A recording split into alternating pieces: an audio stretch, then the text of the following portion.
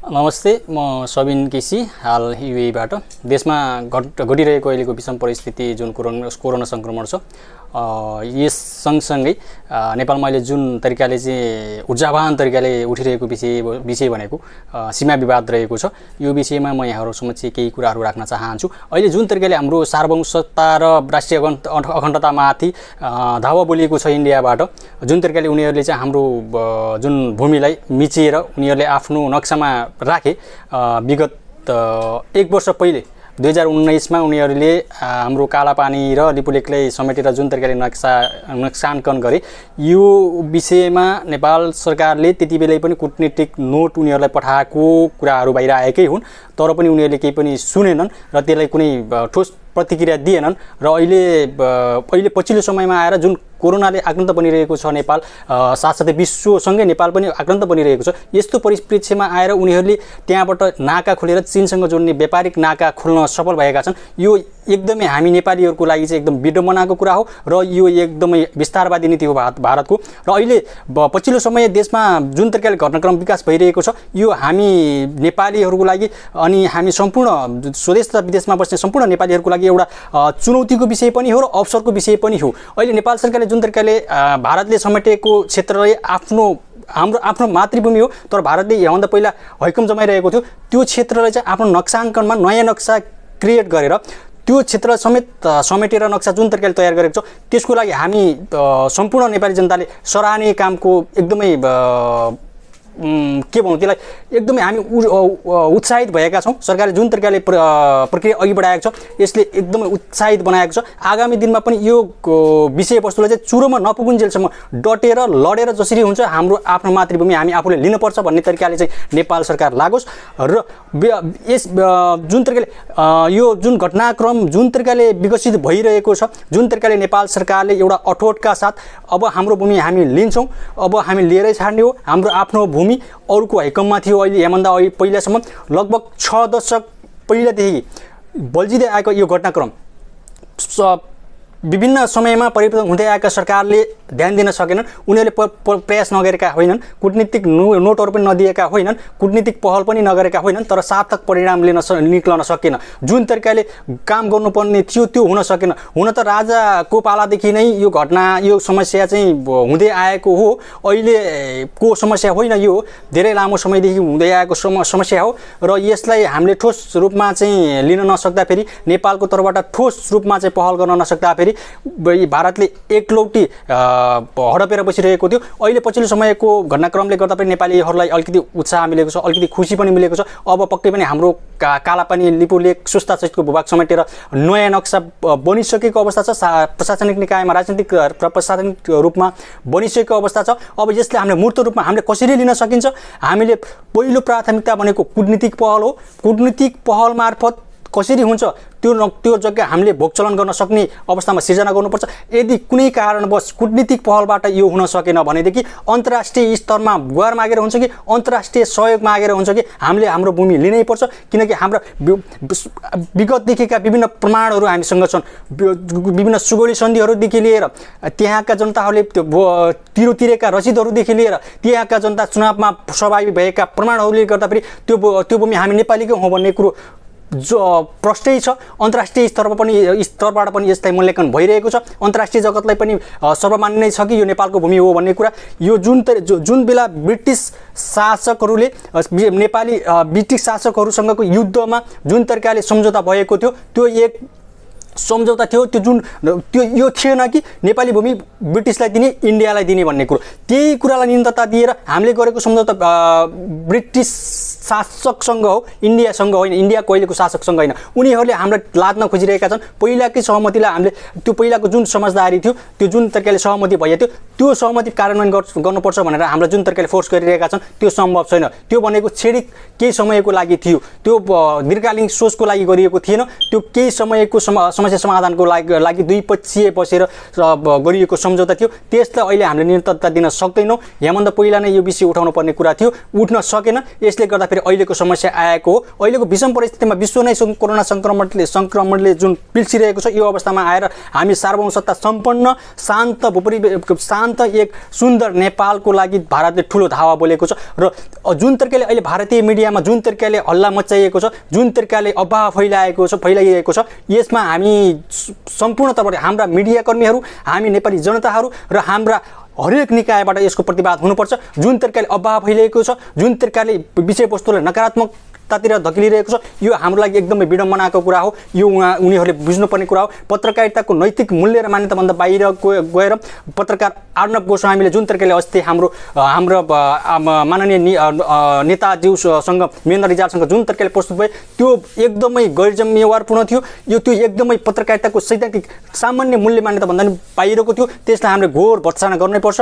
जुन तरिकाले हाम्रो पक्षबाट जुन तरिकाले उहाँले चाहिँ आफ्नो प्रतिक्रिया दिनुभयो, जुन तरिकाले उहाँले चाहिँ आफ्नो देशको बारेमा, आफ्नो जुन अधिकारको बारेमा जुन तरिकाले बोल्नुभयो, जुन तरिकाले प्रतिक्रिया दिनुभयो, त्यसले पनि हामीलाई एउटा ऊर्जा थपेको छ। एउटा उचाइमा नेपालको राजनीति पुगेको छ।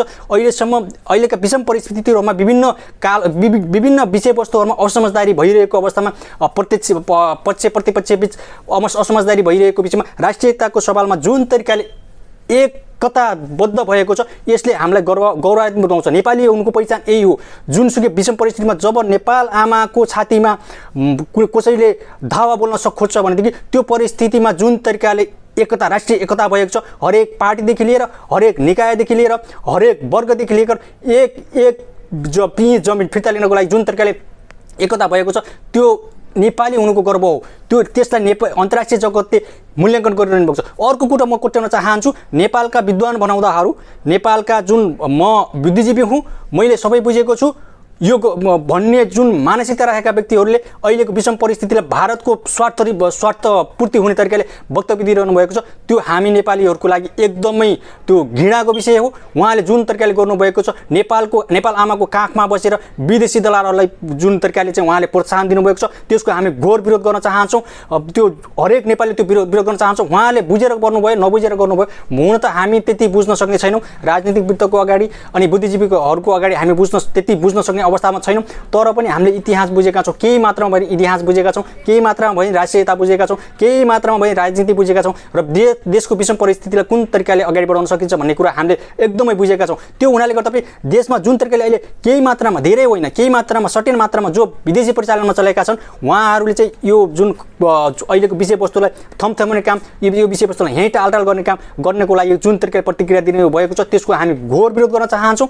जो विश्वभरि छरेर रहेका नेपालीहरू त्यसको घोर विरोध गर्न चाहन्छ। यो बेला भनेको हाम्रो मातृभूमिलाई, हाम्रो नेपाल आमाको माटोलाई, हाम्रो आफ्नो जग्गालाई, अरूले हडपेको जग्गालाई हामीले आफ्नो माताहतमा ल्याउने समय हो। यो कुनै प्रतिक्रिया दिने, कुनै अरू अन्य मुलुकहरूलाई, कुनै स्वार्थलिप्त मुलुकहरूलाई सहयोग हुने खालको चाहिँ गतिविधि गर्ने समय होइन। यो कुरा उहाँहरूले सोच्नुपर्ने समय आएको छ।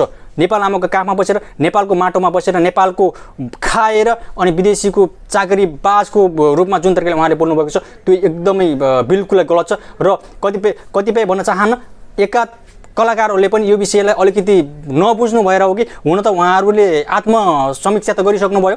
उहाँहरूले पनि आफ्नो स्वार्थको लागि चाहिँ यस्तो गर्नुहुन्न, उस्तो गर्नुहुन्न भनेर चाहिँ मिडियामा दिनुभएको कुरा पनि सुन्यो। उहाँहरूको पनि व्यक्ति स्वार्थ होला। हुन त एउटा सेलिब्रिटी भइसकेपछि उहाँहरूलाई पनि आश हुन्छ, उहाँहरूलाई पनि आफ्नो टिआरपीको, आफ्नो के अरे फलोवर्सहरूको अलिकति चिन्ता हुन्छ। त्यसले पनि हुनसक्छ। तर राष्ट्रियताको सभामा हामीले त्यो भन्ने होइन। हामीले गर्ने समय छ, जे पनि गर्न सक्छौँ, आगामी दिनमा जे पनि गर्न सक्छौँ। हामीले आफ्नो भूमिले अहिले लिन सक्यौँ भनेदेखि इतिहासले यो कालखण्डलाई इतिहासमा दर्जा हुनेछ। इतिहासले मूल्याङ्कन गरेछ, विश्व जगतले भनेछ वा नेपाल आफ्नो अधिकार प्राप्तिको लागि कुन तरिकाले अगाडि बढ्न सक्यो भनेर।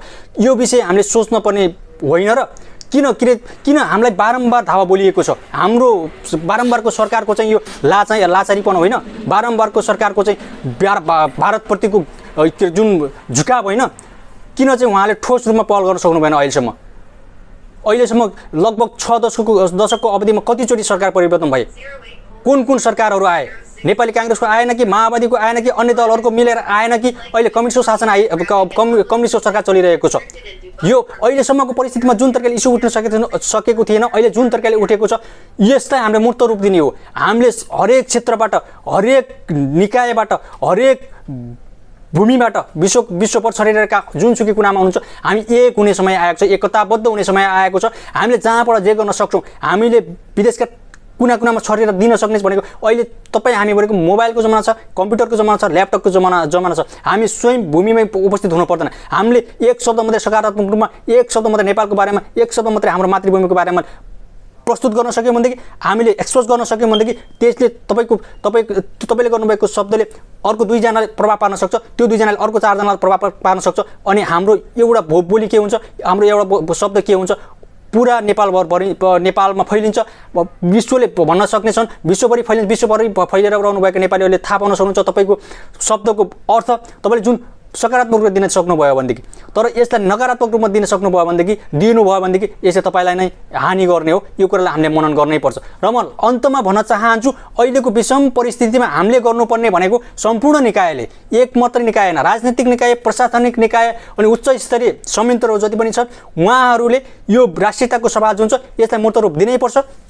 हाम्रो भूमिलाई हामीले हाम्रो मातहतमा ल्याउनै पर्छ। हामीले भोगचलन गर्नै पर्छ। भारतले जुन तर्कले हेपा प्रवृत्ति थालेको छ यसलाई हामीले परास्त गर्नै पर्छ। अब हामीले गर्ने एउटै काम छ, सकेसम्म हामीले आफ्नो उत्पादनलाई प्राथमिकता दिउँ। भारतबाट आउने कुनै पनि सामान हामीले प्रयोग नगरौँ सक्ने अवस्था छ भनेदेखि, इनकेस प्रयोग गर्नै पर्ने केही सामान छ भने, केही चिज छ भने हामीले प्रयोग गरौँ। होइन भने हाम्रो माटोमा जे छ, जे गरेर हामी बस्न सक्छौँ त्यसमै प्राथमिकता दिउँ। त्यो गर्न सक्यौँ भनेदेखि हामीले अरूमा परनिर्भर भएर बस्नुपर्ने अवस्था आउँदैन। हामी अहिले के छौँ, परनिर्भर छौँ। हामीले आयातको अवस्था कस्तो छ, निर्यातको अवस्था कस्तो छ, त्यो किन भयो? हामीले आफ्नो उत्पादनलाई प्राथमिकता दिन सकेनौँ। आफ्नो उत्पादनलाई हामीले उपभोग गर्न सकेनौँ। हामीले आफ्नो उत्पादन कुन तरिकाले लाने, वैज्ञानिक तवरले कृषिलाई वैज्ञानिकरण गर्न के गर्न सकिन्छ भन्ने कुरा हामीले सोच्न सकेनौँ।